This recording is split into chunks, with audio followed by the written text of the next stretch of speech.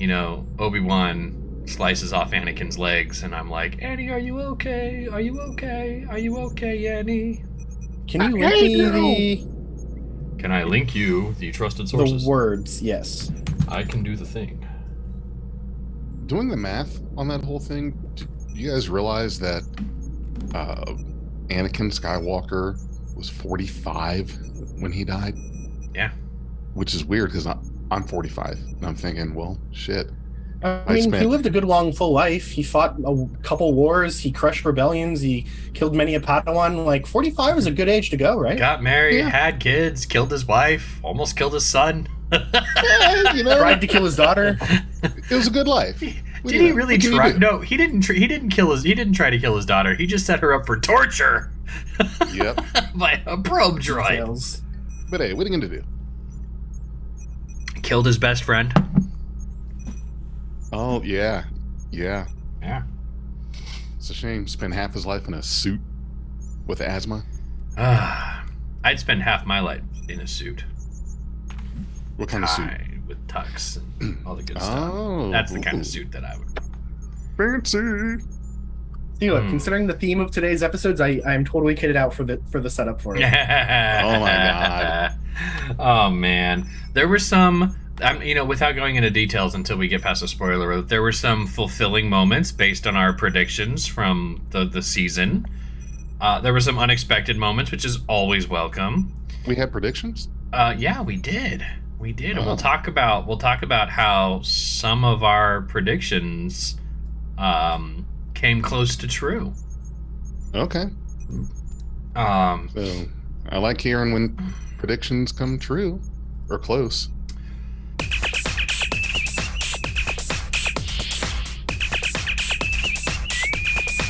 Red alert. Well, we might as well not linger on this. So, hey, everybody, and welcome to Beyond Trek Podcast. I know we skipped a week. I'm so sorry. Forgive us, but we're going to give you a double header going over Lower Decks Season 3, Episodes 9 fingers, and 10. They're basically a two-parter, so it kind of makes sense to do them together. We'll just say that we knew it was a two-parter from the beginning, so we held off until the 10 came out. Renzo, don't tell the Right. audience that. They can't know our secrets.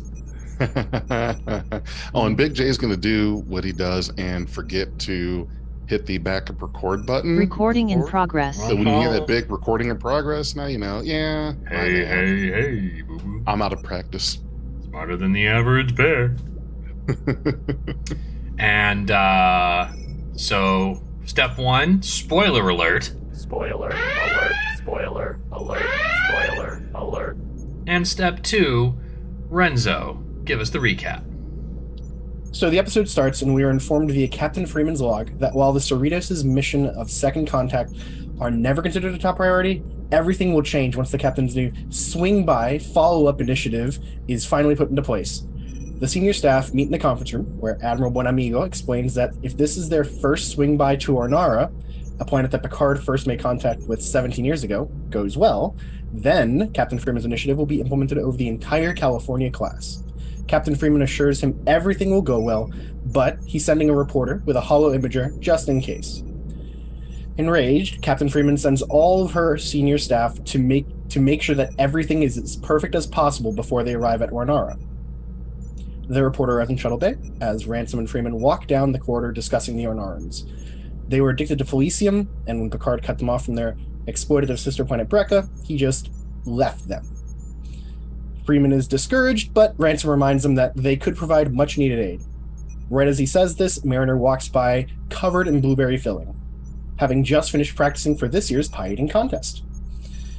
And Ransom tells her to avoid the reporter and to keep herself scarce, though she doesn't agree, saying that reporters love her. On the turbolift, Captain Freeman recommends that Ransom make some duty changes. While Boimler, Tendi, and Rutherford discuss their dismay about the new duty shifts, Mariner tells them that her mom is just trying to put her best foot forward, and they should all just try to make her look as good as possible. Captain Freeman walks by with the reporter, Victoria, and Mariner attempts to be friendly by offering a tour, but her mother gets noticeably angry and turns the lights off in the crew quarters. In an attempt to make them feel better, Mariner suggests practicing for the pie eating contest again, only to find out that it's been canceled, and the crew are recycling all of the pies, making Rutherford incredibly upset. Mariner once again tries to cheer them up and suggests they head to the bar for some synthahol. After all, it's their space, right? The episode cuts to Victoria interviewing much of the crew, including Ransom, who gets a little friendly, as he always does. Yeah. The interviewers are almost all positive, and then we see Mariner and the gang walking towards the bar. They aren't allowed in, being told that the bar is now the commander's lounge for interviews, and that there's a list of approved people, and they are not on that list. Mariner is furious and storms away, vowing to get the truth out. Landing on Ornara, the group is shocked to see just how normal things have been since Picard left. The local magistrate tells them that they were in a rough spot for maybe 10 or 14 years, but eventually the society turned towards a healthy diet of exercise and fitness. While Ransom asks how much they bench and begins a little too familiar with the reporter again, Carol calls Buonamigo in a panic, explaining that this planet isn't in need of their help at all. Buonamigo suggests that they check the sister planet, Brecca, and Carol agrees, since they were left off worse than the Ornarans. They beam up, and the course is set, but not before Mariner can set up a private interview with the reporter.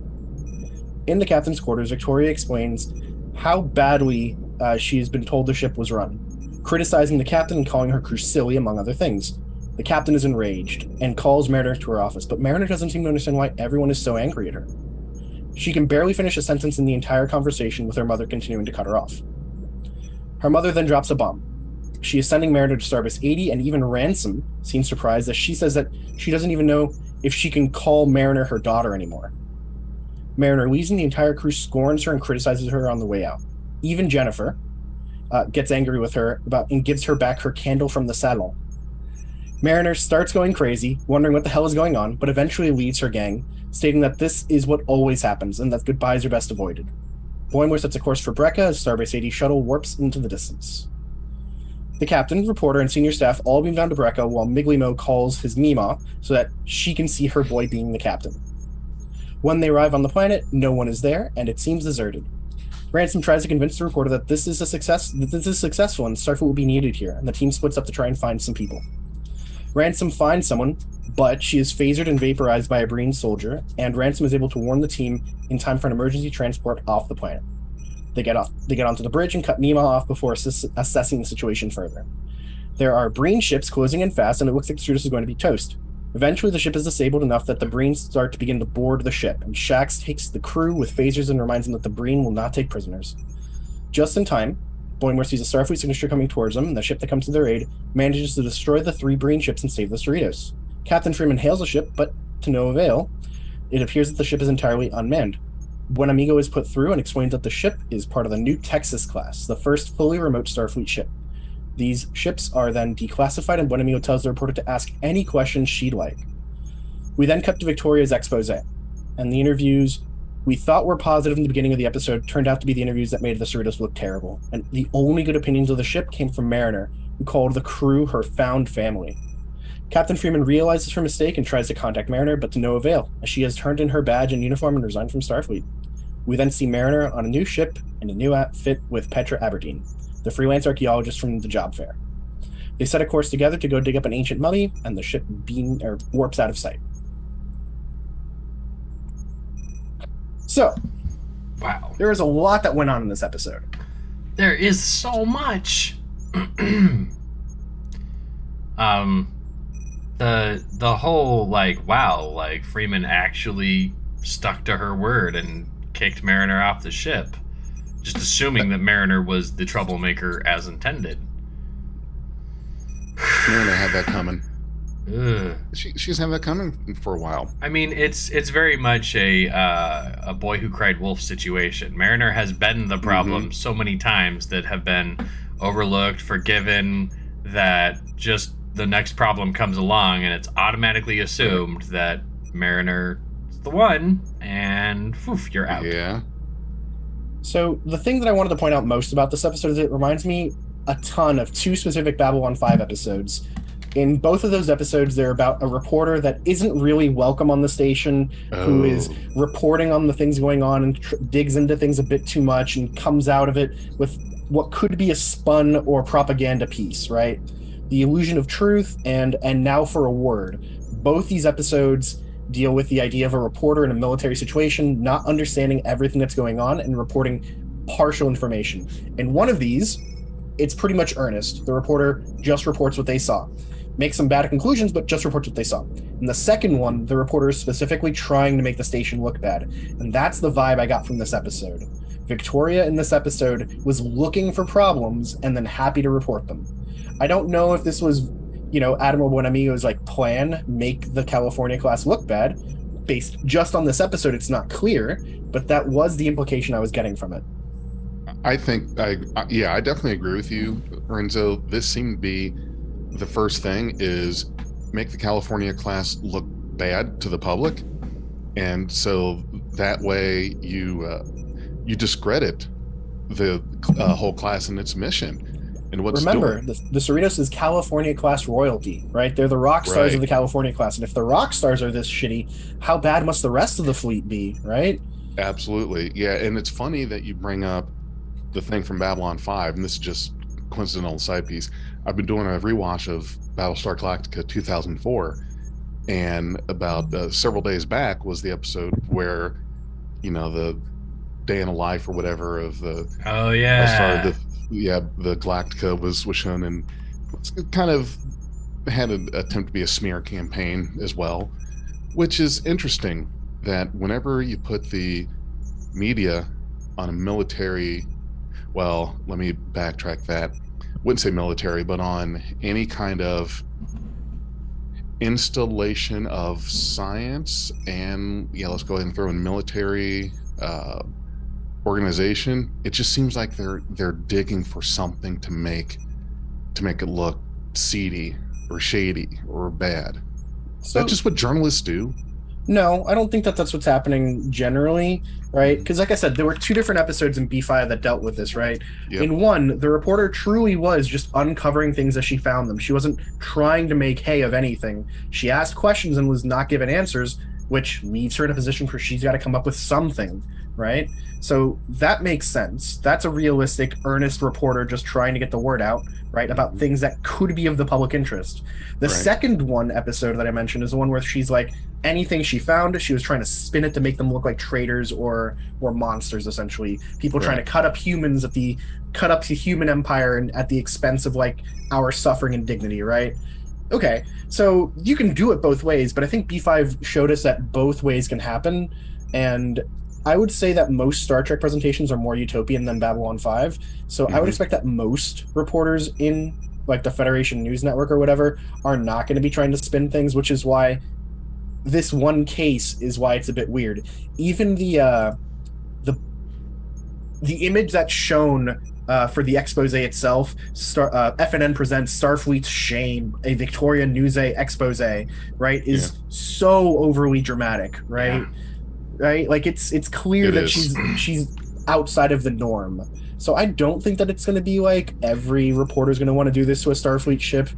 But it almost feels like this has to have passed, been greenlit by Starfleet brass, because if you're a news network, presumably the FNN is let's say unaffiliated with Starfleet. They're not owned by Starfleet. Let's just nail that. Private ownership being what it is, big can of worms, don't need to open in this episode, but let's just say that Starfleet's its own thing and the FNN is its own thing.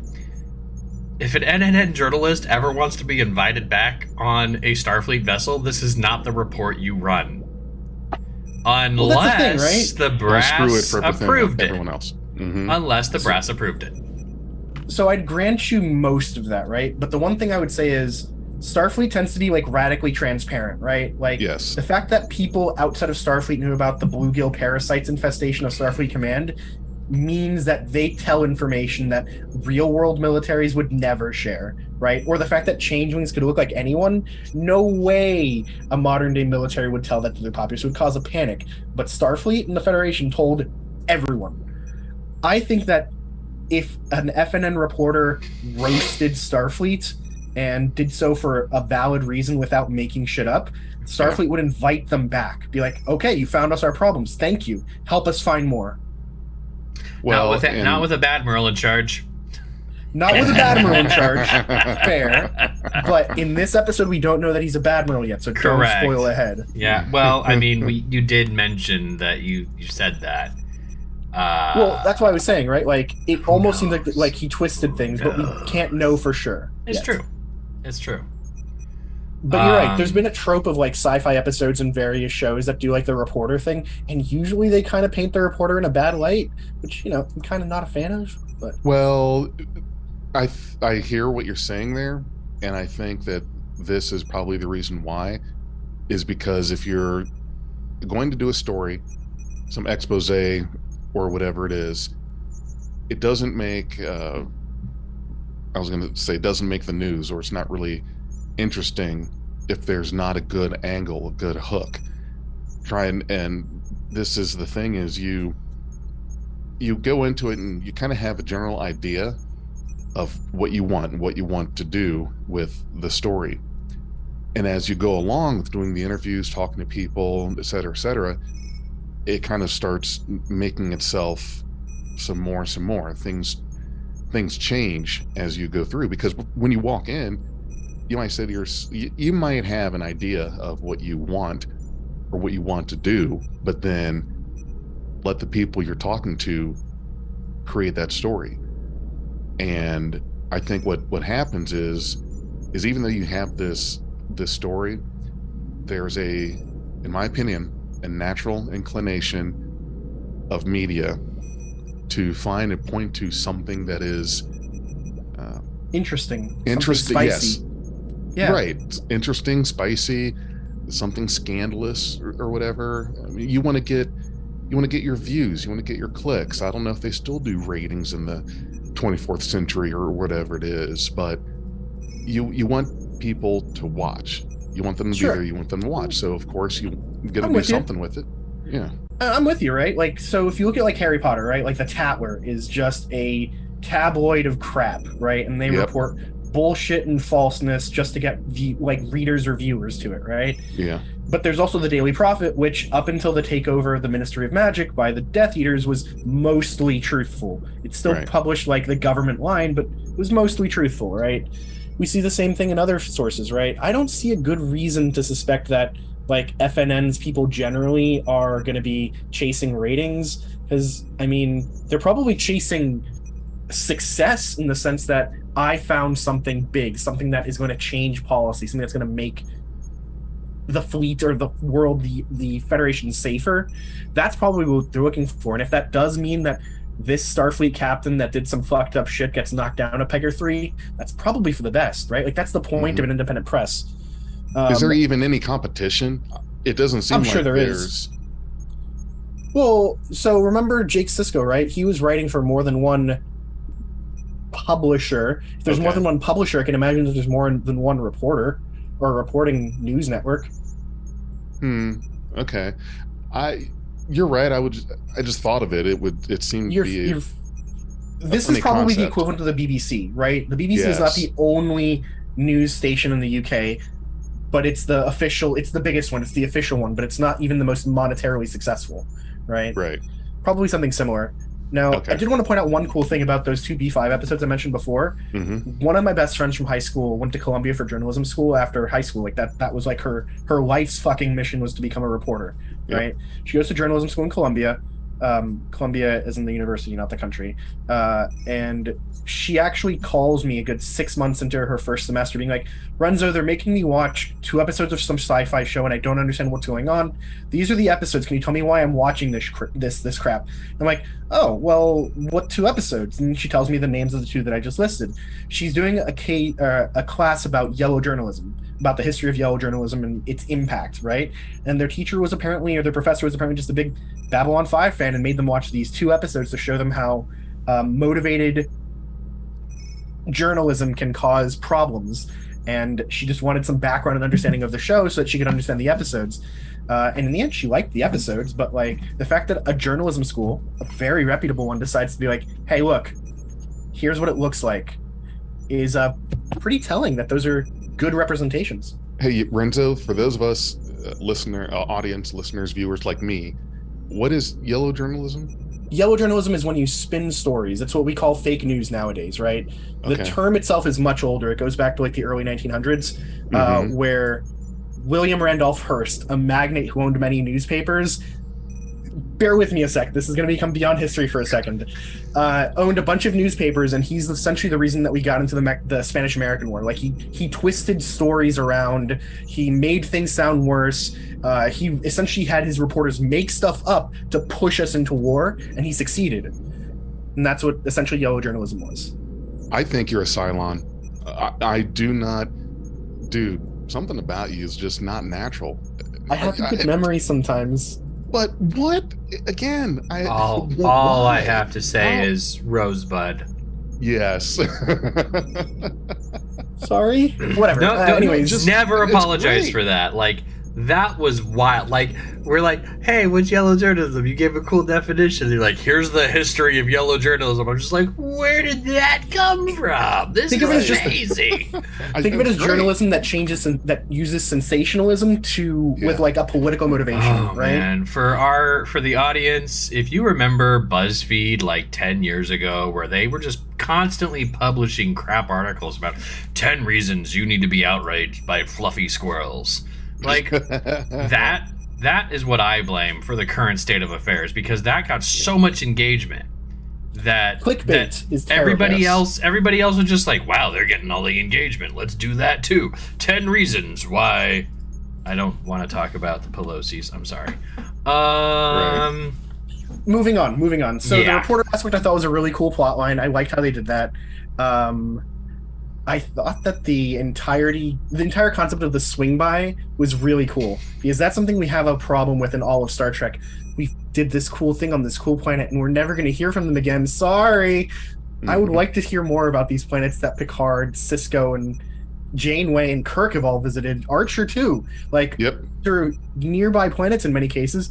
Why have we never heard what happened to them 300 years later? Well, probably not a lot of flybys with the ones that Janeway touched, but I get what you're saying. Well, we've got the Dauntless and Prodigy that can go to the Delta Quadrant now. Well, now we do. We do, but one of the things that we haven't had in Star Trek is someone behind the scenes who has such a breadth of knowledge that they can tie everything together and then turn Star Trek's internal logic into commonly known cultural references. For instance, Mariner's like, is this a frame of mind thing? Like, in this episode, frame of mind. It's the episode where Riker goes a little insane because he's being probed for intelligence. And so the fact, it's a fourth wall break. I don't know. It could be a fourth wall break just because we know the reference, but it's one of those things where it's like, if you know the reference, you know the reference. But in universe, there's a reason why the characters know these references. And there's a reason why they've been integrated. Like, that's almost a meme there. Is this a frame of mind thing? You know? Yeah. Is this a Kermit drinking tea thing? What's going on? I get that they would know these references, and it makes sense that they would learn about them in like the academy or maybe in some like additional trainings. But the name is what makes it a fourth wall break to me. It's the name of the episode. There's no reason why they would know it as Except such. it's also the name of the play that they were studying on that ship in that episode. Was it really? It's Crusher's play, Frame of Mind. You're right. I missed that Okay, part. That's fair. Right. That's fair. I give. You know, the fourth wall break for me is like when they're listening to Star Trek themes in the turbo lift, and you're like, wait a second, wait. But, you know, so, you know, in universe, you've got Lower Decks tying together all of these references, and they are doing, and their whole purpose was Second Contact, and it was like the writer's room knew at the beginning, like, we're going to revisit a whole bunch of stuff. So in revisiting these things, what do we want to call that? Well, First Contact is when you visit it for the first time. Second Contact is when you do it for the second time. So it's almost, Second Contact is almost a meta term for the way that these episodes revisit the continuity. We've seen them revisit Landru. We've seen them, you know, talk about various different planets they've already revisited. Heck, in the next episode, they meta themselves by going back to Galardonia, which is the planet that they visited in the first episode of Lower Decks. So all of these things are funneling around each other, and that's Mike McMahon and his writers. that are bringing There's all of this together. There's an amazing line about this too, right? Like, and it comes from No Small Parts a few episodes ago or earlier. Like earlier the in the last show. part of season 1. Yeah, it's one of the earlier episodes. It's when Ransom and Freeman are arguing about like making contact with peoples again, and she's like, "I just hate seeing a perfectly good society get destroyed by a gamester of Triskelion or whatever because Starfleet has a policy of some intervention." End quote. That's exactly the situation, and she's Yes. been building on this since then. This whole idea of like, we've been there, we fixed some things, we need to check back in to make sure things got better. We can't just leave them on their own again. So I think that this whole swing by idea is great, and I think that the choice of planet that they picked is also really good because they're pretty deep in Federation space, or at least in the Federation sphere of influence, and the Ornarans were set up for this. In talking about this, do you want to know one of the deepest cuts? I'll make it a trivia question. This episode presents one of the deepest cuts in Star Trek history to me. At one thing a character says is, "This is the biggest crew night of the year, not including Pon Far's." Pon Far night. What's that from? Pon Far Night? Pon Far night. What is that from? I mean, I know It is a Pon Far thing in is, Star Trek. and- It was mentioned in one episode 20 was some it a years ago. joke? Nope. Was it Voyager? a joke that Paris made about Tuvok having to get horny? It wasn't a joke, but you're on the right series. It's Voyager. Okay. Pon Far Night was something that was mentioned among the colony of Species 8472 that had disguised themselves as Starfleet officers in the flesh, which means they know about that. Like Okay. Voyager brought it back, and those logs just kind of filtered down to public knowledge, where it's like, "Hey, Pon Far Night." Or Wow. Pon Far Night is a long-running actual tradition that the 8472ers just copied, and it actually exists in real life. Whether- Real Starfleet. What can't verify that, but chronologically speaking, it originated in Voyager. Okay. But Gotcha. Pon Far Night. but that just goes back to support like how transparent Starfleet is with the stuff that happens. Yeah. a little probably too transparent to their own detriment. Well, so here's the thing, right? I don't know if it's to their detriment. Like, I feel as though Starfleet is transparent to almost to a fault. Yes. Almost. Like the Eric Pressman trying to come up with the quote phase cloaking device. I'll wager that went into FNN and every Federation citizen heard about this rogue admiral who was trying to break our treaty with the Romulans and almost got us into a war, right? If Yeah. that happened in the real world in Russia, nope, no one would hear about it. The guy would simply fall out a window. If that happened in the United States, we'd probably never hear about it until 20 or 30 years down the line. The guy would have committed suicide by tapping 2 in the back of their head. Yep. Right. Yeah, no. Yep. In the States, it would have been recorded. He would have been court-martialed and drummed out of the military, but we wouldn't know why for 20 or 30 years. Yeah. Right? Like, Starfleet is far better about these things than our real militaries and governments are. And I think Or that hang that's yourself helps from a them. height that you could still sit on with your knees, or stand up on. Or... Homer Harron didn't kill himself. I mean, if they didn't disappear Ollie North, I don't think that they would have disappeared Eric Pressman either. That's true, but we can also say that Eric Pressman is no longer on our list of suspected shadow men behind Rutherford's implant. Gasp. right, There's another moment. Somebody says, "This can't be right. Make them show you their government in case it isn't run by kids or someone pretending to be the devil." Who are they talking about in that last line? Ardra? Ardra. Yep, Ardra. Name a government run by kids. I wanted the to one say that was all kids in the original TOS. series. Yeah. Yeah. Can't recall Miri? what it was called. No, it wasn't Miri. Miri was the one where there was all kids and they died when they got to adulthood. That's the one I was thinking of. Was it Miri? I'll tell you another. I know the episode. I can see it in my head. Just I'll tell you another planet that's run by kids. uh-huh. In Stargate? Do you remember Strange New Worlds, the planet of Majalis? Yeah. Yeah. We don't know if he really ran things. Oh no, they're it's powered by kids. I just want to Kids say are the power source. thank you to USS Burrito Truck for providing that little tidbit of awesome sarcasm there. All right, so other cool things from the episode. So we covered the reporter, we covered Project Swing By.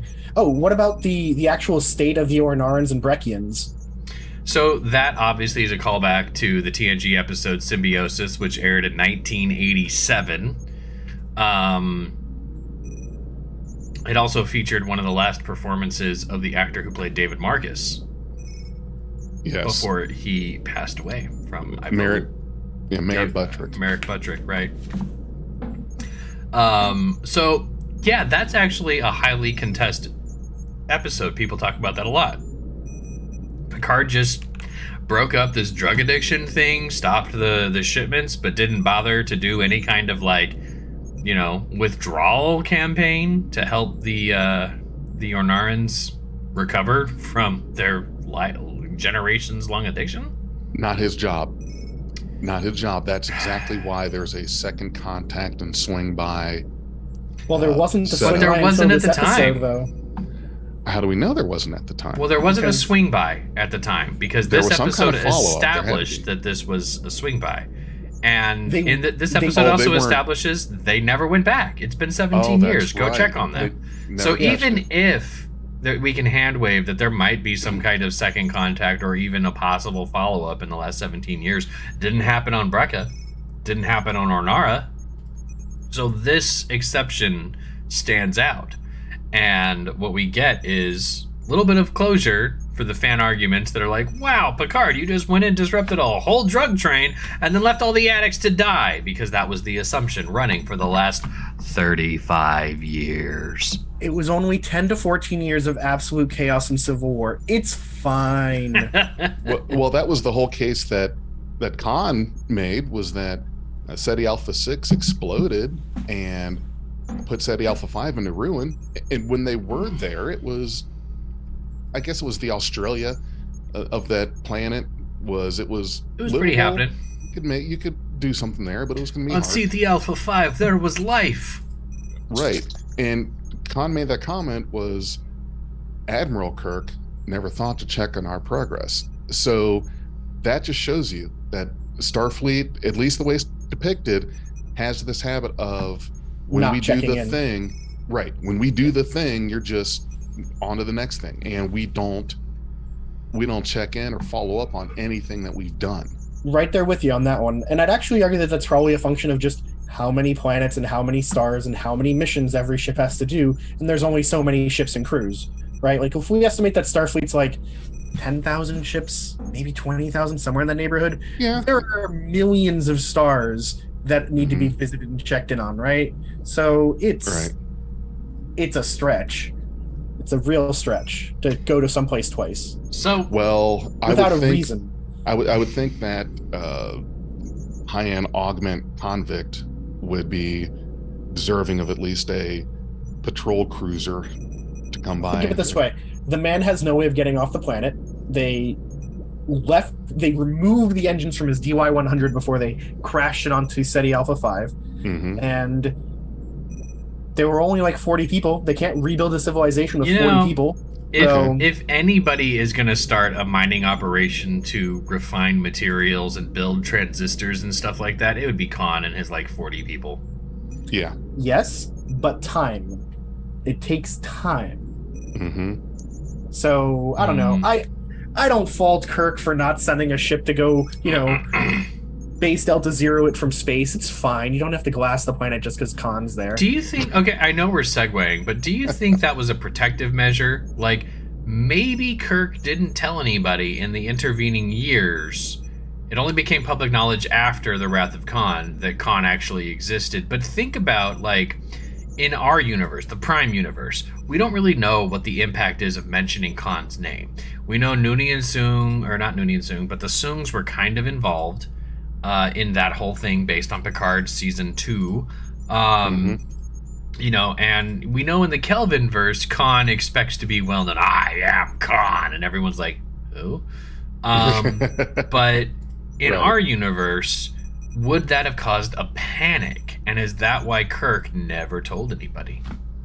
I don't think so. Again, that goes back to that radical transparency thing, right? Like, I can't imagine that there's a good reason to keep it classified that some barbarian conqueror from Earth from a few hundred years ago somehow is still alive on a rock where he can never leave. Yeah, that would be in a magazine, like, the Yeah, last page. there's probably an expose about like this crew encountered a crazy man from the past. Look what he almost did to them. More on page 11, kind of thing. Again, right? Yeah, again. Yeah. We've heard enough of that fake That's news. probably true. In Star Trek, it's pretty frequent that you come across some kind of crazy megalomaniac that has some kind of tie to Earth, and it's just like, oh, another one of you. Logic problem. Overall, what are the key milestones that stand out in this episode that are important for the crew of the Cerritos? They're all going to lose their jobs. The Texas is better than everything that the Cerritos was doing. The Alito managed to like kick ass of 3 bringin interceptors without really like breaking a sweat, whereas the California class Cerritos was getting its ass kicked. You know what? I think that's a good replacement if the thing can do their job better than them. But in the defense of the California class, it's not like it was created, staffed, engineered, and armed as if it were a Galaxy class or Sovereign class or anything else. The expectation is not that it's going to go looking for a fight or get into battles. It seems like it maybe is able to defend itself, but it's kind of like picking on, when you're a middle school kid picking on elementary school kids, and then the high school kid comes in and takes on the middle school kid and is like, yeah, here, I'm a hero. Okay, well, but you came to the rescue of a third grader, and okay, whoop-de-doo. But it's no surprise here, right? And basically every battle that we've seen the Cerritos be involved in, it's losing until somebody else shows up, right? Against the Pac-led Quam ships and the Titan showed up. Against the Klingon bird of prey and Pac-led Quam ships until the Cheval showed up, right? Here until the Alito showed up. When it was fighting against the bird people ship, it was until the other bird people ship showed up, right? Yep. Like, the Cerritos is not a combat ship, but if it can't even keep its own people safe, well within Federation sphere of influence from a couple Breen ships, probably needs to be a bit better. Well, but that's a misdiagnosis of the situation. Yeah. What is happening on the Cerritos that isn't happening to other California classes? And if the whole mission of the California class, if Cerritos is standing out as something that seems to be attracting this kind of danger, then we just need to tell Carol to back it off. But if other California classes are having this kind of issue, what is it saying about the mission parameters of the California class that's causing these kinds of situations, and how do we de-escalate that? They shouldn't be. Yeah, that's fair. I mean, we've heard that there were other California class ships that got destroyed too, right? I want to say the Merced was one of them. We know about that. The Rubido, that was the one that had her friend in it, right? And the Pac-led Clem ship destroyed it. Same thing with the Sol Vang. Both of them were destroyed. Yeah, Solvang. That's a city here as well. In all honesty, though, it would appear to me that after the Dominion War, Starfleet has shown that they at least have armed ships like this a little more than they would have before, because Starfleet was stacked with their whole, we're explorers, we go searching for planets. The Dominion come along and we're throwing Miranda classes at them that are 100 plus years old, some Excelsior classes that have been sitting in mothballs. So it was like, okay, we've got all these non-battle ships, and it almost cost them. I'm with you. I'd actually say that the Cerritos looked good in this fight, right? Like, it manages to let out a very substantial torpedo spread. She's firing phasers from multiple angles at the same time. She looked like she was doing good, and yet 3 Breen interceptors managed to wreck her day when the energy dissipating weapon was something that was a solved problem by the Dominion War, right? Like, I don't know why it manages to take out her shields. Are they just not up to date? Did they not get the code after the Dominion War was Well, over? that's I would say that is an underestimate of the way that weapons are designed. You find a weapon, it works well. You find a countermeasure that works well, you upgrade the weapon. And so I would think that the Breen have tried to upgrade their weapon. And the fix that was issued, who knows how many iterations of this has been encountered in the last 5 years. Cat and mouse, But sure. the fix currently, helps a little bit. It doesn't completely depower a ship. I don't think that there's, in my opinion, anybody that thinks that the Cerritos would have survived a 3-on-1 against Breen ships.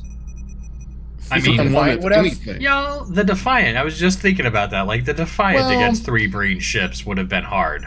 But let's look at our expectations, okay? Let's set what we want to see here.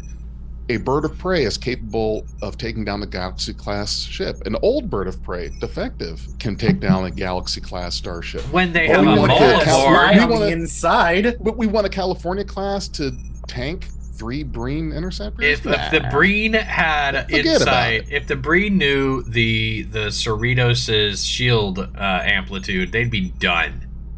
They'd be done. Don't get me BJ, started you on always the- want to talk about the Generations battle. You always want to go to there. I'm an addict about that. I try not to. Don't If get me started. if anybody Sorry. is to blame for Generations, it's Commander William. I faced the Borg when my captain was assimilated, Riker, who didn't mutate the shield frequencies when they started firing through. That should be standard fucking procedure. I'm sorry. Don't even do that. Launch Yeah, he 100 probably proton did. torpedoes up their asses.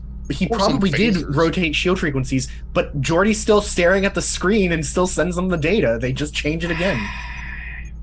That's the problem. Geordi's vision was the thing that they had, and that was the value. If we keep going too far into this, We'll lose That the movie, episode. you're We'll lose the gonna- episode. We'll lose you're- the no. yeah, We're good. they're gonna have a long. You guys are gonna have a long night with Big All right. J and God Just the damn last that. thing I wanted to say, Good though. God. I do think that the battle scene at the end of the episode was really good. I liked Yeah. it. I think that the way that the Breen were animated was fantastic. They looked menacing, both on the planet and up in the space battle. So, well done there. Question. Mhm. When the Alito warps in, her registry number is NA01. Mhm. What does the A Yes. stand for? Automated. That's what I was thinking because the in NX was Experimental. nomenclature for experimental, and I just took A to be automated. I took it to be autonomous. Slightly Also different. works. Oh, okay. Yeah, But yeah, That works. naval autonomous, naval experimental, and naval construction contract. that does tie it up good. Okay. And when Yeah. we get to the end of the next episode, the NA changes again. Oh, I have to remind me on that one. Okay. Just me being theoretical about it. All right. Any other points on trusted sources y'all want to bring up? I don't think so. We did get to see Starbase 80 finally, after all, and Starbase 80 is rocking the TNG comm badges. It's a good looking Starbase, though. It's that classic Starbase 1 kind of look. I really like it. Mhm. It was also cool to see the Breen again, because we haven't seen them since Dominion War stuff. Not even a mention, I think. Well, they've always been pretty reclusive, so It's true. Yep. All right, Oh. are we... Wait, one last cool thing. When they were trying to find Mariner on the Starbase trying to find her, and Carol was calling, the Pyrithian bat that was flying around when they were trying to get a hold of her was fucking hilarious. It was a great Enterprise reference. Really liked that. For everybody who doesn't know, Phlox kept a Perithian bat aboard the Enterprise. And it got He out did. once or twice. And it a also... night in sick bay. It's also a super subtle reference to the Vol infestation in the early days of Deep Space Nine. Okay, nice. Pretty cool. Pretty cool. Are we ready to tackle the finale? I'm ready. We're ready? I'm ready, Mr. Krabs. Let's do it. Mr. Krabs. What's that even from? SpongeBob. What's a SpongeBob? know what that is. Oh, come on. You guys know SpongeBob SquarePants. I can't hold the line. I'm ready. I'm ready. Renzo's just gonna laugh into his thermos. Oh my god, did I just show my age again? What's my age again? Is that a Metallica song? Yes! No, that's from Malcolm in the Middle. That's a Metallica song from the soundtrack to Empire Strikes Back. That makes sense. Next. That's killing me. All right, everybody. We're going to dive into Lower Decks Season 10. Season 10. I do that all the time. Episode 10, Season 3, finale, The Stars at Night. And this episode opens basically where the last episode ended. Cerritos is being repaired after the Breen attack, and Freeman faces an inquiry at Starfleet HQ. Her crew's inadequacy is blamed for the failure to safely exit the Breen insurgency, and by extension, the California class is considered out of date. Admiral Buenamigo suggests shuttering the Cali class entirely and letting the Texas class AI ships take over Second Contact. Tendi, Rutherford, and Boimler are lamenting the takeover, and Boimler begins doing impressions of the senior staff, in the middle of which Shax walks in and is offended by Boimler's impression of Shax. Boimler chases after him, wildly trying to regain his good standing, as Tendi and Rutherford lament Mariner's exit from Starfleet. In addition to that, Rutherford really likes the Alito's code base. Mariner, on the other hand, is actually just stealing artifacts with Petra, outrunning Ferengi pursuers, and getting a last-second beam out to their ship, and they proceed to go off to some other adventure. Back at Starfleet HQ, Freeman is named Fleet Captain of the Texas class, which she turns down. But the uniform looked great. It even had little epaulets and stuff like that. That's really nice. 4 epaulets even. 4 epaulets. You know how many epaulets that is? 4. Yeah. It's a lot of epaulets. And she's mad. She's like, you're gonna shutter the entire line and get rid of all of these captains for these, AI ships. And she's like, they haven't even been tested yet. So she proposes a Second Contact race, pitting the Cerritos against the Alito. The entire crew is aggressively mustered to rise to the challenge. The race to the Galadonian homeworld to assemble Second Contact structures, and they're doing pretty well when the Alito beams a whole-ass power plant down to Galadonia.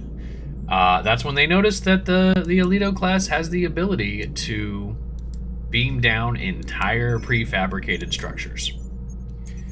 After assembling their structure, they race to a world completely devoid of life and begins construction of habitats while the Alito beams down fully constructed ones. It's here that Tendi notices a possible life sign, which halts the construction on the Cerritos side, while Dr. Ta'ana investigates, which allows the Alito to warp to its next destination and gain the lead in this contest.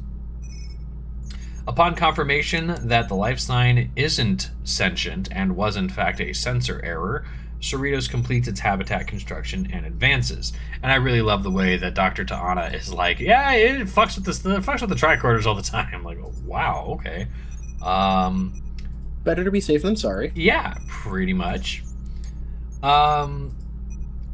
So now its next destination is one of those worlds that faces in and out of our space regularly, like Meridian. The Alito arrives first and beams down supplies, to which the peasants on the ground are like, thank you, but they don't understand how ships work. And by the time the Cerritos gets there, the planet phases out of our continuum. Which is cause for Admiral Buenamigo to celebrate the win for the Texas class. However, it is through lamenting in the mess hall that Tendi notices that the Alito didn't even stop to scan for those life forms on that second planet, And that is the crutch that Carol needs to take this back to Buenamigo as a failure of the Buenamigo class. We'll talk about that later. The Texas class. And so she calls Admiral Buenamigo and tells him, like, your people missed a life science scan and an investigation. And Buenamigo adopts a menacing countenance and reveals that it was he who set up Freeman to fail the whole time. She wasn't supposed to succeed at negotiations on DS9, and he knew about the bringin on Brecca the whole time. He just needed a win for Alito to prove to Starfleet headquarters that his Texas class could be the replacement for the California class. Admiral Buenamigo then disables the Alito's restrictions, ordering it to attack the Cerritos. Alito ignores the order, telling him, "I will burn your heart in a fire," and begins assaulting. Have we heard of that line before? Yes, we have. It begins assaulting the starbase by shooting a Starship weapons-grade phaser blast through the torso of the former Buenamigo.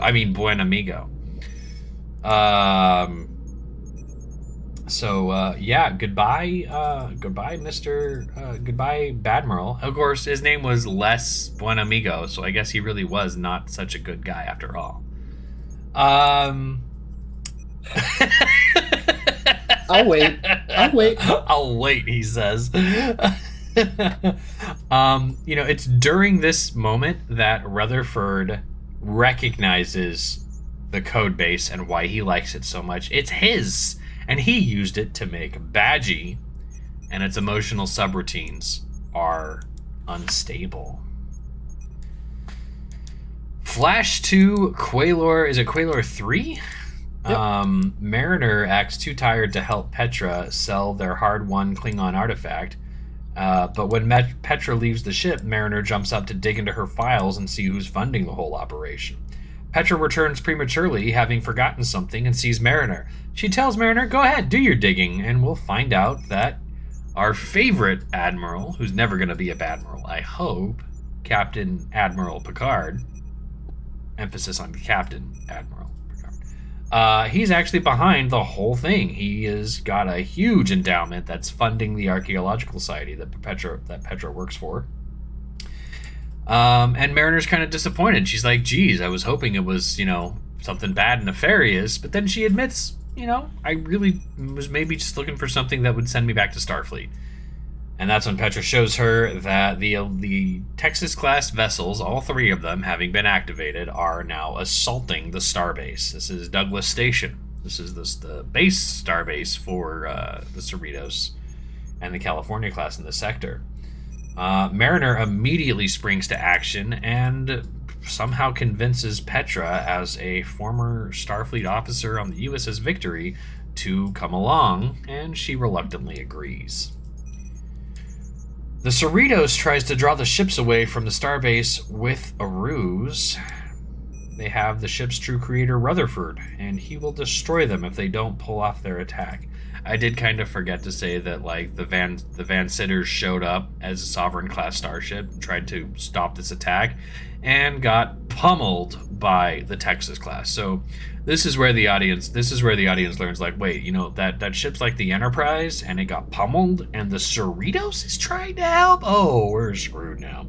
It's like when Worf gets beat up. You only know he gets beat up to demonstrate the strength of the intruder who's on the Enterprise at the time. Yeah, this is that situation. So, where was I? I'm trying to read and I'm confused. The Cerritos is trying to draw them away? Yep. So, the Cerritos goes to warp.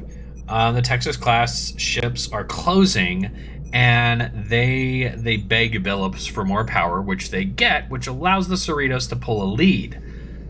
But it's still dwindling. Freeman is taking suggestions from the bridge. Shax says something. Ransom says something. And in the moment of crisis, Boimler stands up and is like, shut up and listen to Shax! And this is kind of a cool character development moment for Shax, or for Boimler. Shax is like, I was gonna say drop the warp core. Carol thought that was a bad idea, but immediately recuses herself and says, it'll act like a mine, destroying the Texas-class ships. Go do it! And we could gloss over the fact that Shax is walking through the Cerritos being celebrated by everybody on every deck, and he gets to engineering where he and Billups do the double card key turn to eject the warp core. We have seen in the past Cerritos did require a double key turn to eject its warp core. So that was a cool little bit of continuity, even though the station was on engineering and not the bridge, but, we'll get over that. So, as planned, they do, and it does. Adrift, Freeman asks if they succeeded, but Alito shows up. It's damaged, but not dead. And it opens a full assault on Cerritos. Captain Freeman is just about to order them to abandon ship when Mariner comes over the PA, saying she brought help. Another Cali class warps in. Freeman urgently cries for the newcomer to leave, saying they're outgunned when Mariner counters her again. Yeah, I didn't just call for that one ship. I called all of the California class ships. And we get an amazingly goosebump-inspiring scene where every California-class ship warps in, surrounding the Alito, protecting Cerritos, and called out by name by Boimler, because that's the Boy Scout thing to do. And long story short is they open fire and blow the hell out of the Alito. There's even a moment where Alito tries to blow up Cerritos, and Mariner's archaeological ship with Petra destroys the incoming fire. They celebrate in Cerritos' mess hall, where Shax welcomes Boimler into the Bear Pack, and Freeman welcomes Mariner back into Starfleet. There's a post-credits scene. Well, wait, before the post-credits scene, you skipped over a new member of the crew. Do I have to talk about T'Lyn? Yes. Oh. All right. So T'Lyn is now newly transferred to the Cerritos. Tendi takes her by the hand, and against her objections to go someplace quiet to discuss her orientation, Tendi drags her into the mess hall to introduce her to her fellow lower deckers. T'Lyn, as you may recall, was the outspoken, super emotional Vulcan from Wedge Dooge. That was such a great episode. And then we get to our post-credits now scene. we get to our post-credits scene. Hold on a second. Oh. I didn't know that there was one. I'm pulling that up right now. Give me like just a second. I can't. I can't because I'm a spoil. No, why are you? Paramount Plus is like minimizing the scene for me, but like it's like a 6-second scene. It really is. Give me just a minute. I'm in the I can't believe you didn't catch this, Big J. Well, I didn't know that that's a Marvel thing. I didn't know. Okay, here it is. I got it. All right, hold on. Is great. I'm watching it right now. Audience, Jay apologizes for his oversight, and I will casually admit that I missed it as well because the screen minimized and I just closed the browser. Oh, okay. Jay feels better. Yes. Renzo's losing his mind with his cool D5 or cool M5 background, a little Multitronic M5. Diggity doo-wah. Yeah. I can hear. You would think that after the age of Marvel, that for any movie, you go to the end just to make sure. I do this in movies. So what caught me was just at the ending time, like on the actual little bar, seemed like there was a lot of time left at the end there. So I was like, well, let me mouse over to see if there's anything. And there was. Put your mouse over on the thing to look thumbnails. So, Jay, have you watched it? Can I tell the listeners? Yeah. Okay. Yeah, I just watched it. So in the Callus system, which was where Shax sacrificed himself to save the Cerritos and destroy the Packlet Clump ship, we see Rutherford's floating implant, the one Shax ripped out of his head to get him off the ship. We've seen this implant before in the Exocomp episode where it's just floating around. And among the debris that's still floating there because Starfleet has no sense of some kind of cleanup activity, the implant just floats along until a green tractor beam lances out and pulls the implant aboard. And as the implant is pulled aboard, in the view screen, we see none other than Badgie.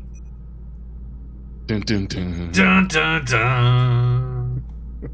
Now, I do want to point out that last thing that you just said there made me think of the first episode of Discovery when they're talking with Saru, Burnham, and Georgiou are talking about how Starfleet has an impeccable record of interstellar hygiene. They clean up after themselves. They don't leave debris anywhere. Where the hell is that mentality in this battle? Right? Like, there's a lot of shit just floating around here. Yeah, that doesn't happen. They don't clean up after themselves. Mm-hmm. Just leave all that debris sitting out there so if someone warps through it, goodbye. That's why you've got All right. deflector shields. Yeah. Good So point. we've got now a third AI villain, major villain, that's again become relevant to the plot again. We got Agamus, we got Peanut Hamper, and now we've got Badgie again being teased. And we just I'm gonna- destroyed Corpus Christi, Dallas, and Alito. Alito, right. I just want to point out, like, we've been saying for the last few episodes that we're looking forward to some sort of team up between the three, and this is just leading me more towards that. That's going to be like our big thing for like the 4th or 5th season or something. Yeah, I would agree with that. And who do we know that uses green tractor beams? The Drukmani do. The Borg. Well, the Drukmani have caused salvage. And But we So do the think- Romulans. The So do Romulans. Klingons. A lot of people use green tractor. Yeah, just about everyone I- uses green except Starfleet. but I want to see the Borg. I want to see Borg Badgie. Badgie Borg sounds terrifying. And it would Oh, be, God. as it should be. Well, Peanut Hamper did joke about messaging the Borg to work with them, remember? Yeah. Maybe that's why we've had Yeah. Borg cubes in the opening title sequence for the show since the very first season. Maybe. Coincidence, perhaps? Probably. If you're watching the video, I'm changing my background to reflect the new episode, so you're gonna see some pop-ups, but whatever.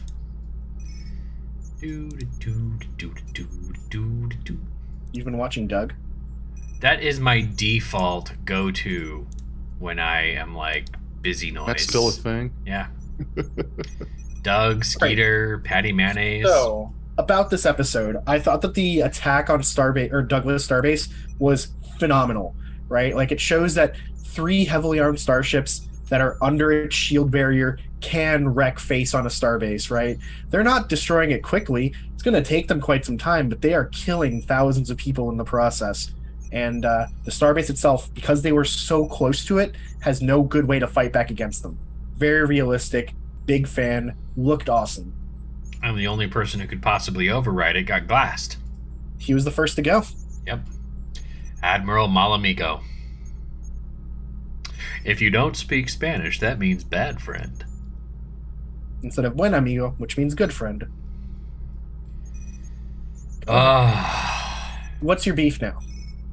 Okay. Are we starting with the beef? It seems like it's at like exigent. Welcome starting to with- Big J's beef. Yes, this is going to be a thing now. Even its own separate little thing I'm going to do each week. Big J's Beef. Dun-dun-dun. So. I want to play the All Price right. is Right theme song. Dun-dun-dun, dun-dun-dun. Here's the problem that I have with these last couple episodes. So, 1, we have the whole Admiral thing again. Starfleet should just not have the rank of Admiral. Just go skip it. Once you're a Commodore or whatever, that's it. No more Admiral rank because it's just Admirals all the time. What about Admiral Ross? He's one of the. He's a good the guy. What about rare- Admiral Nechayev? She's What? She's a bitch, but she's never done anything bad. she made Okay. Picard All right. face I'll off give you with that. people who had a grudge against his people. Right. So here's the thing, and the whole artificial intelligence thing that's given too much power. Will Starfleet never ever learn their lesson with this? This is what really ticks me off. Data has basically been shown to have the ability to take control of a Galaxy class starship, the flagship of the Federation, single-handedly.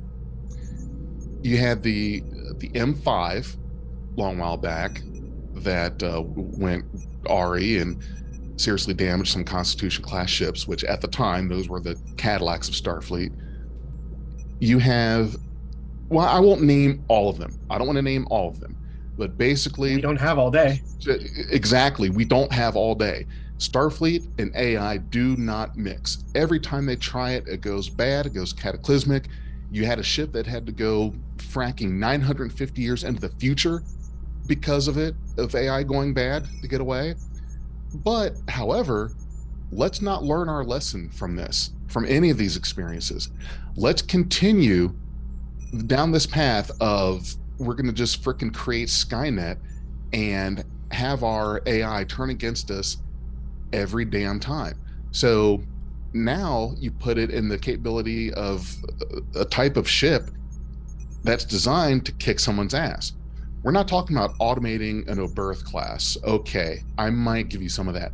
But you're telling me that you're going to create a class of ship, a warship, that could very easily go one-on-one with a sovereign class. 3-on-1.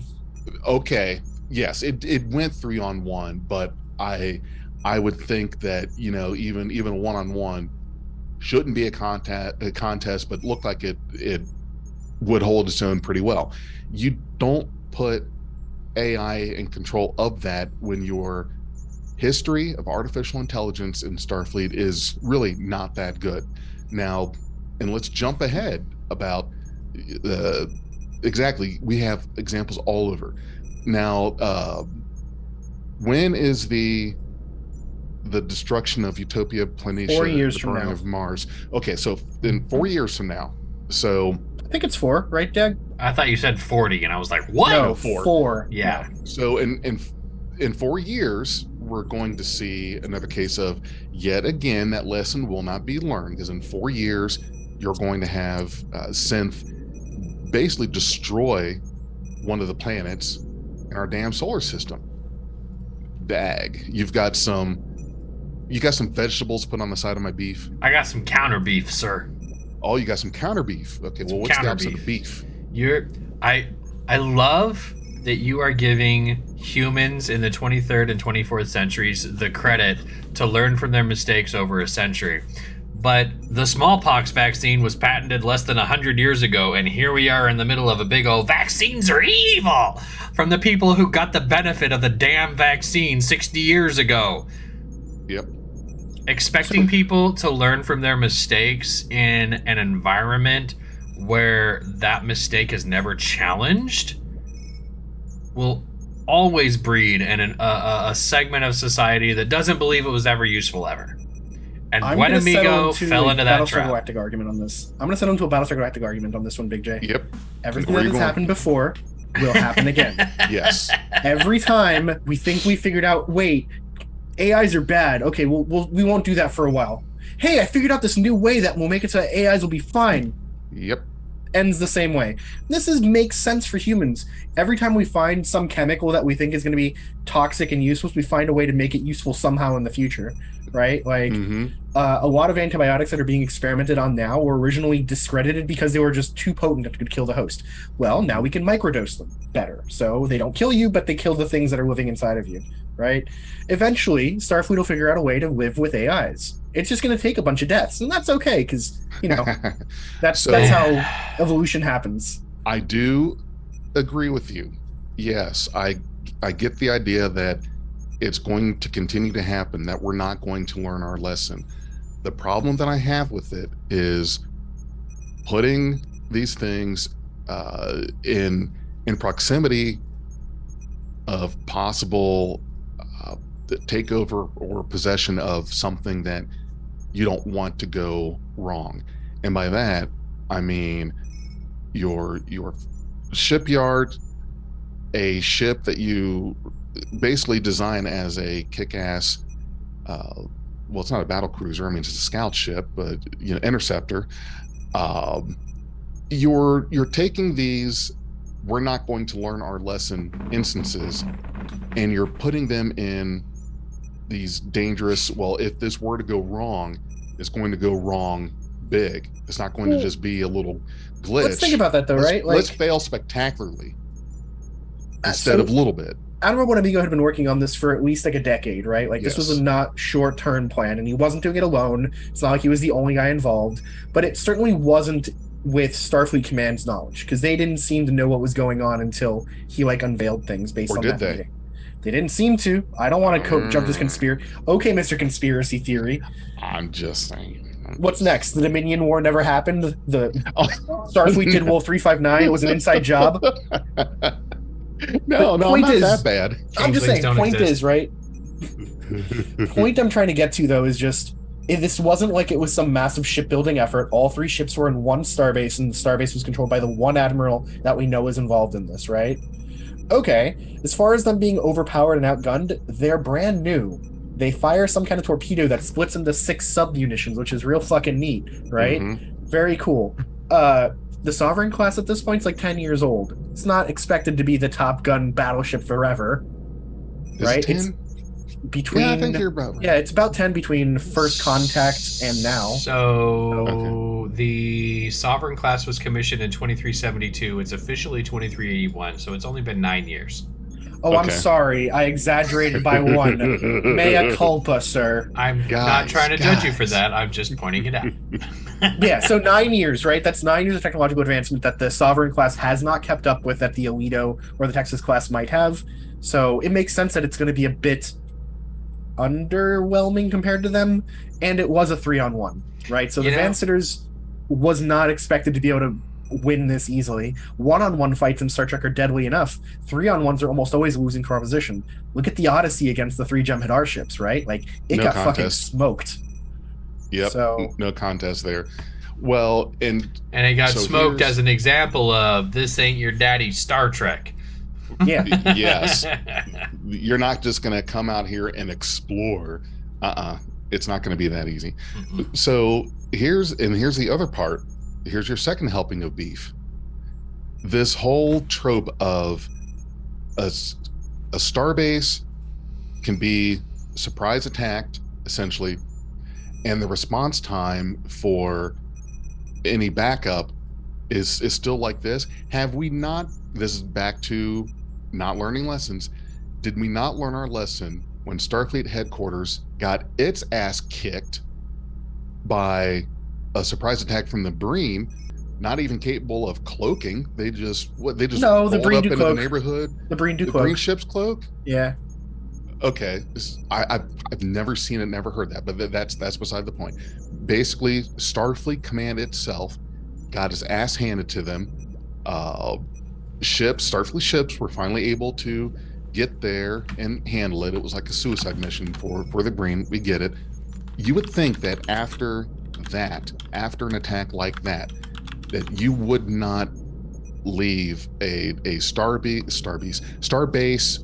or any kind of important installation like that without the means of a quick response. That's another Star Trek thing, and it was shown here. I'm so tired of this whole we're the only ship in range thing. But they weren't. This whole they weren't. The Van Sitters was there like 2 minutes later. It felt longer. It's okay. It may be even if it was 15 minutes, that's still a fast response time to get back to someplace. Remember, for Starfleet. No. Just generally, just think about it, right? Like a starbase contains a fleet, right? Like it contains ships. In this case, they destroyed the starbase's command tower in their first shot from underneath the shields, and they were like an unexpected adversary, right? They started firing before any sort of long-range sensors detected anything because they're turncoat ships, right? Yeah. This starbase never had a chance, and the fact that it was able to like fire any shots off at all in response was impressive to me. Having ships right up against you that know all of your defensive programs and everything is you're fucked. Like that starbase was screwed. And we saw that the Van Sitters was near enough by that it was able to get here quickly, even though the 3 ships were jamming. One Amigo did order them to jam, right? Like cut their communications so that they can't talk to anyone. Right. So I presume that means that the Starbase couldn't hail anybody either. So the Van Sitters did something was going on and showed up on its own. To me, that implies that someone on Van Sitters of high enough rank may have been in contact with somebody who was killed and saw that happen and was like, holy crap, something bad's happening on Douglas Station. Get us there now. And they were probably just on routine patrol in the area, so it was easy enough to warp in. And then, even then, so let's just say that this entire thing takes about an hour, which I think is an exaggeration, right? 30-ish Cali-class ships that were in the area managed to get here in time. That's still a pretty quick response time. An hour is not that long of a time to get across, like, a big amount of space. I don't even think it was an hour. The only point of contention I have is that Mariner and all of those Cali-class ships showed up to where Cerritos was, not Douglas Station. So they knew where Cerritos was after having warped away. Maybe, like, lock onto Cerritos and somebody's like, oh, well, in transit. They're like, Cerritos is moving. Okay, well, lock onto Cerritos and follow it. Okay. I can go for that. The only beef I had is, why the hell are this many Cali-class ships this close to this one starbase? And then I came up with a good rationale. The Cali-class ships had already been told that they were going to get retired. Maybe Douglas Station was the station I was going to be doing the retirement, so they were already en route to Douglas Station. Okay. It works, but it's still a reach. Yes. It's a reach. It's the only one I can get there, because only the Cali-class ships were all nearby, and it was all, like, a ton of them. I will grill the beef for 30 seconds. It's going to be rare still, but it will be warm. I'll put some seasoning on it for you. That's kind of a reach there. I get that. It's just I like mine medium well, thank you. Medium well. Oh, we're not there yet. There's been too much wrong here. Yeah, medium. Come on, man. Why don't I just burn it in some singed on the outside, alive on the inside? Gross. Well, okay, so the response time thing is not the main course of the beef that I had. It is still the putting AI in a position of, if things go wrong, they're not going to just kind of go wrong. It's going to be biblical. And that's what I have a problem with. I'm okay with you.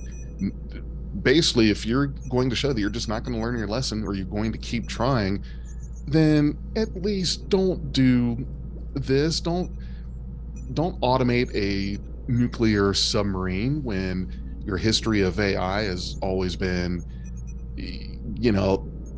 people get trapped in a building and can't get out because they're all, or you're in a Tesla fair. That's catching on fire and you can't get out of it because and yet Tesla's self-driving cars are still out there on the roads and still running into things. It's still happening. There's a big lawsuit out about that right now too.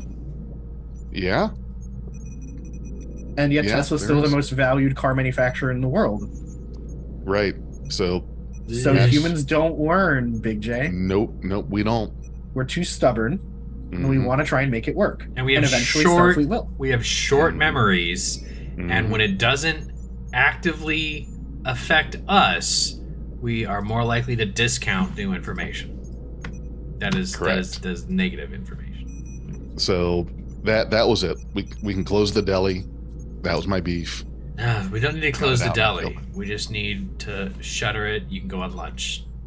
Okay. We'll see you next week. So, I'm going to rant about the space battle being awesome. I loved it. I thought that generally they were well shot. I thought that the ending scene of it with the 15, 20 Cali-class ships all showing up at the same time was gorgeous. And I loved the symbolism of California kicking Texas's ass, though I'll let Dag talk about that a bit more. I don't even have much to say about that other than California rules, motherfucker. Some shots were fired.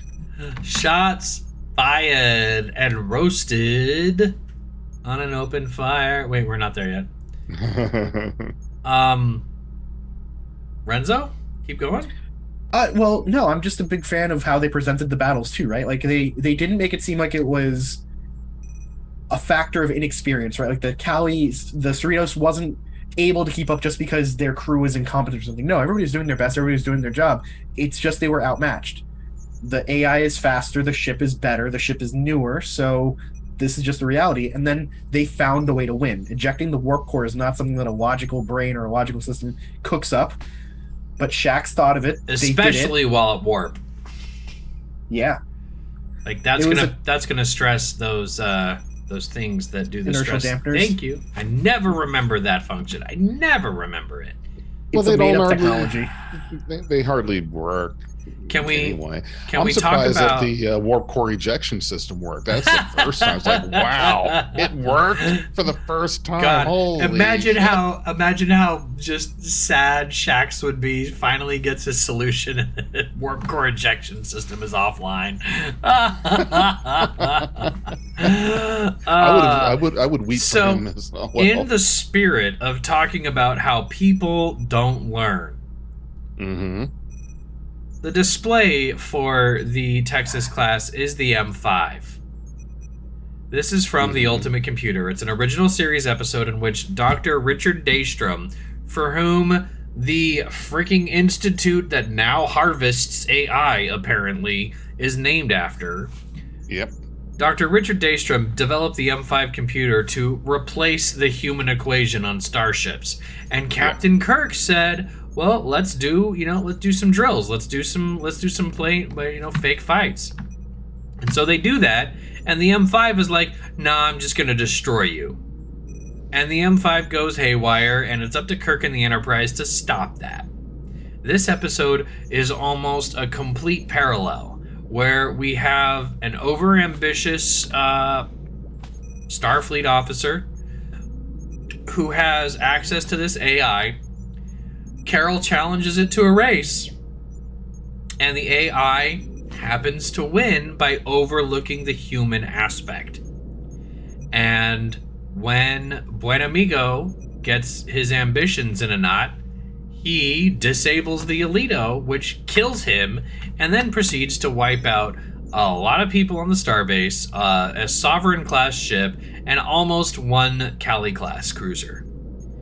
It's with the combined might of every Cali-class ship, including the best Cali-class that has like the mirror weirdness of our favorite Cali-class, boilers like a mosquito, which makes a lot of sense. But anyway, the combined might of the Cali-class fleet is needed to destroy this one ship. And that goes back to Renzo talking about how like the Cali-class is not designed to be a combat frigate. It's second contact. The way was paved for it, so it should be pretty easy. This is almost an exact mirror of the Ultimate Computer. And the fact that Buen Amigo used Daystrom's tech proves that Buen Amigo didn't learn that lesson, even though he's sitting right on top of it. That Rutherford didn't know about that lesson when he was coding it before he got mind wiped. And that Starfleet in general is trying to revisit this technology, thinking it can control it without properly QAing it. And that's why your QA testers are so fucking important. Oh, let's just test it in production. We're gonna go live. Fuck it. Oh, there's only one person alive who can test code in production. That's Chuck Norris. Oh yes, he could do it. I spend a lot of time on the environments of large enterprises, and the number of them that do test changes in production is not 100%, but it's closer to 100 than to 0. I'll tell you that. It's a non-zero percent. 50.1. Yeah. No, you're not wrong. You're not wrong. It's higher than 50%, man. It's bad. So, like, I mean, it seems realistic to me that somebody's going to get a burr up their ass and be like, you know what? It's been 150 years since Daystrom fucked this up. Our scientists can do this better. We've got this new ideas. We've got these great technologies that we've taken from other races. Mm-hmm. We can make this work. They can base it on the same code. We can make it work. We can put the right constraints, the right comments to make things work. I'm all for it. Just don't put it in the wrong place. Well, they got to test it in production, man. They got to put it in a place where they can prove it. They put it in a shuttlecraft. What's the shuttle going to do? Fly left and right and up and down and then carry a person around? What's the point of that? Put it in no birth. Put it in something put in a Miranda class. Something that is not at a some threat if point, it goes A wrong. Miranda class kicked a Constitution class's ass when coming at it unexpectedly. Same thing happened Well, here. It was a surprise attack. not even just coming at Yeah, it you're right. unexpectedly, but after the Constitution made it drop its shields, it was still a fight. Yeah. So, you know, Against someone whose brain was basically a supercomputer. I think we have drilled into the meaning of this episode that even Starfleet is subject to making mistakes without thinking them through, even when the history shows that that is necessary. And that's why California will always be Texas. Okay, so Sorry let's talk for our about a Texas couple, listeners. We love you.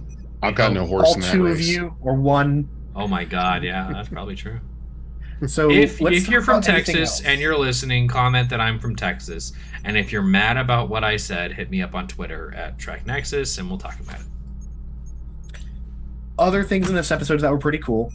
I actually liked the storyline for Mariner, where she's just like literally trying to find a reason to go back to Starfleet the entire time, and the fact that the Archaeologist Guild is being financed by Admiral Picard with his Chateau Picard monies is amazing to me, or however he's doing it. That's a really cool twist. I was like, who's it going to be? Is it going to be fucking Tomalak? Is it going to be like Gul Dukat's son or something funding this place? It does. It does bring to light, like, oh wait, funding is a thing.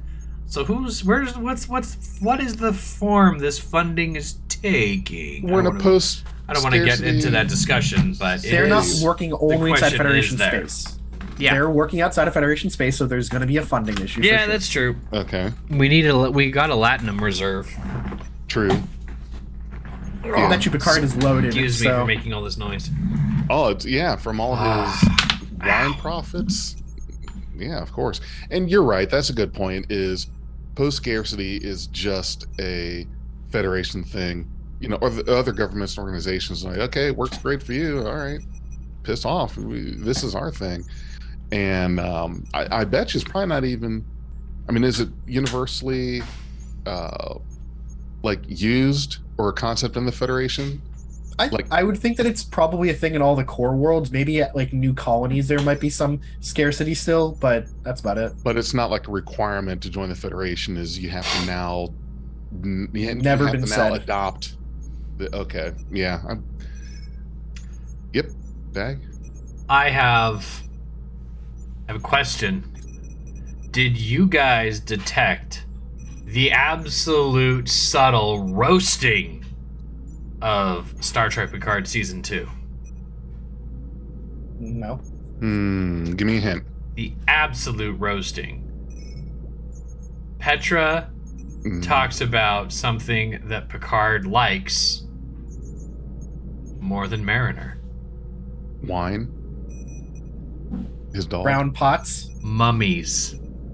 Mummies. Oh, okay. The That's absolute a bad roasting joke. of Season Shame. 2. Absolute Oh, roasting. I'm ashamed. So I wanted to bring up one fun thing. I'm The Van disconnecting my Sitters. internet. The Sovereign class Van Sitters is named after a bigwig at Paramount who deals with licensing in Star Trek particularly. So I think that using his name as like the Sovereign class battleship that shows up to save ass is a pretty cool way to like kiss some ass for somebody that has power over your business. Mike So that makes McMahon. sense for McMahon. That Yeah. makes sense for McMahon. So that person is John Van Sitter. He is the vice president of Star Trek brand development, and he has been working on Star Trek related content since 2003. Oh, okay. So he is a long-term, huge Star Trek proponent. I bet if we could interview him and ask him about the absolute cataclysm that happened when that new bigwig set in and canceled Enterprise and separated the movie and and film franchises, I bet Yeah, this Les guy has Moonves. words. I Good old bet Les this guy. Moonves. Les. I'll bet you he does not. They named Buenamigo Les. Yeah. Oh, It's all oh. connected. It's That's connected. fair. It's But connected. I'll bet you John Van Sitters wouldn't tell a shit about this because the man has decorum and wouldn't want to dive You into the know, dirt that he way. really does. I say we, but I've interacted with him on Twitter, and he really is a decent guy. So he probably wouldn't want to spill on that. But I will say though, I think it makes a lot of sense that John McMahon's going to want to like give a little homage to this guy who probably helped him succeed in this place, anyways. He's up for a promotion Mike Hoping. McMahon. or a raise. Yes. You did say John, which is okay. I got you. John That's Van cool. Sitter is Mike McMahon. Yeah, It's- no, it we exist in the fluff. That's it. We just exist in the fluff. Anything else that strikes you guys as fancy for wanting to talk about? So Set up for next season? Big Mo's like, can we rendezvous with the Meemaw. Titan now? Can we rendezvous with the Titan? Like the Titans can't save you every time, my friend. Not every time. I really want to quickly cover all of the existing Cerritos class names, starting with Oakland, Alhambra, San Diego, San Clemente, Sherman Oaks, Vacaville, Burbank, Fresno, Santa Monica, San Jose, Sacramento, Culver City, Anaheim, Riverside, Vallejo, West Covina, Pacific Palisades, Redding, Eureka, Mount Shasta, Merced, Carlsbad, and Inglewood.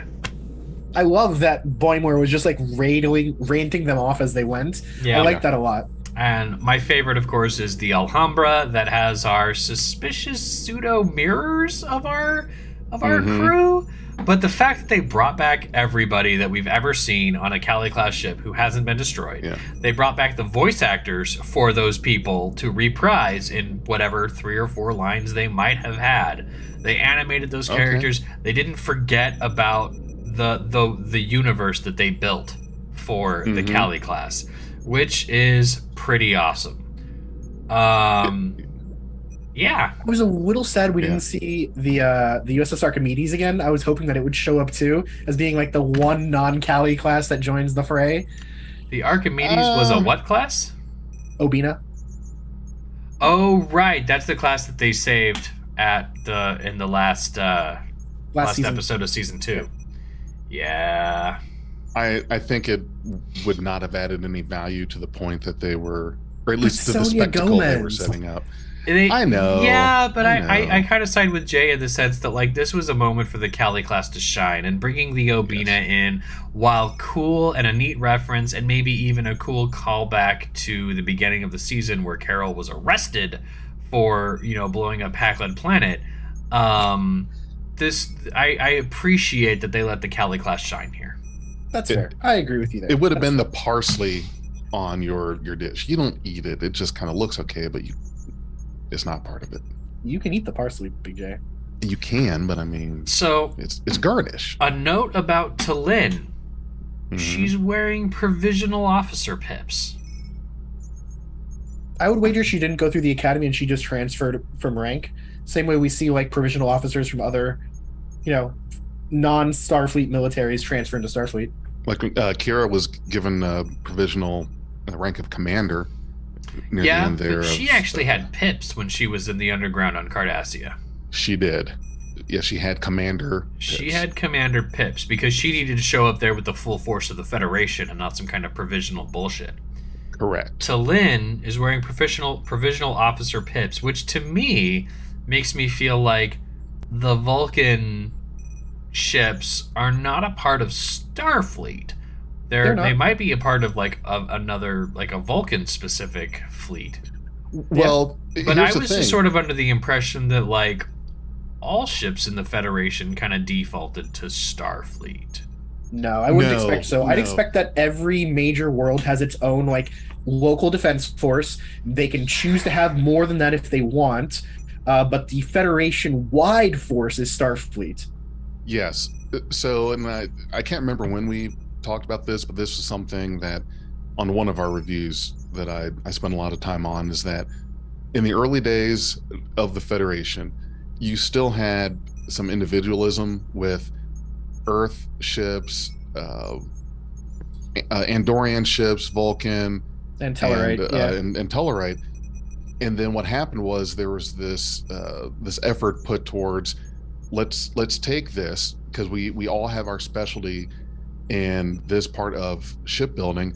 Let's take all that specialty and all that production, put it towards one I remember thing. talking about this. Yeah. Right. Call it Starfleet. It's going to be Starfleet. It's going to be our joint creation of these ships. However, that didn't mean the mothballing of the Tellarites, Andorians, whoever wanted to still have their own like own little thing.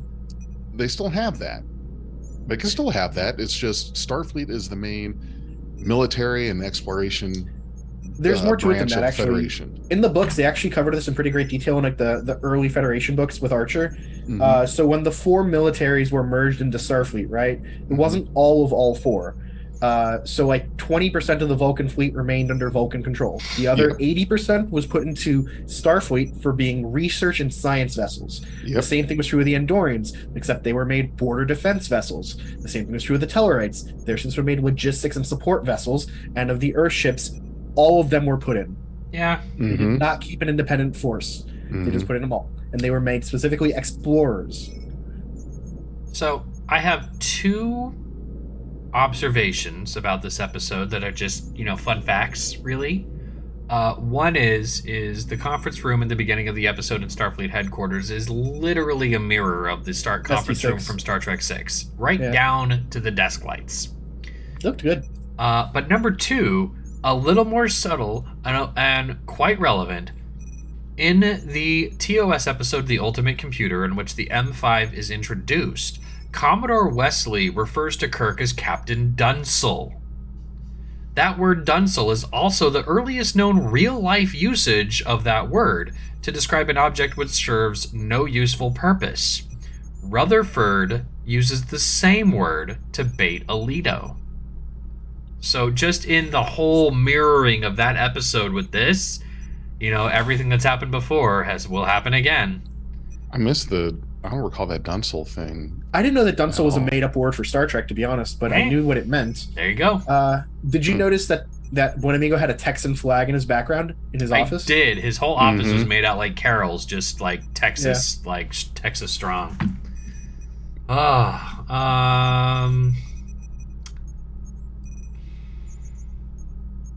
Anybody else got anything else? I really like the fact that they kept the dual key ejection system that they hinted at in an embarrassment of Dupplers Yeah. when Tendi and Rutherford ejected the model warp core. One small thing, real small. I really liked the ship that Petra Aberdeen had.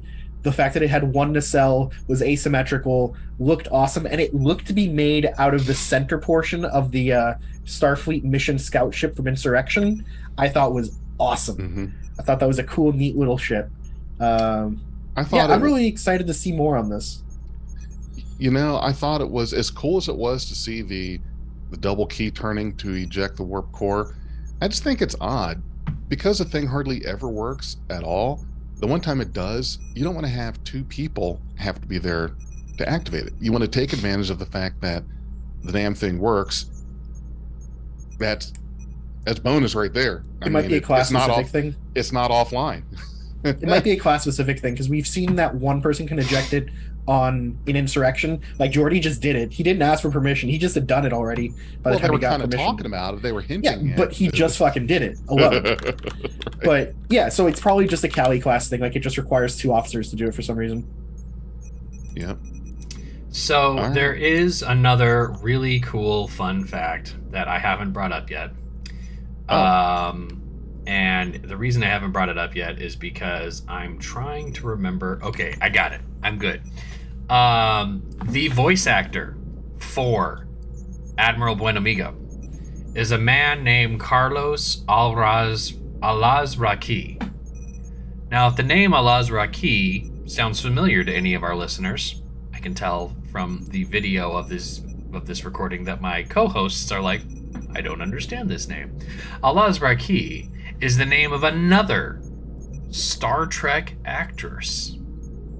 Oh, Actress.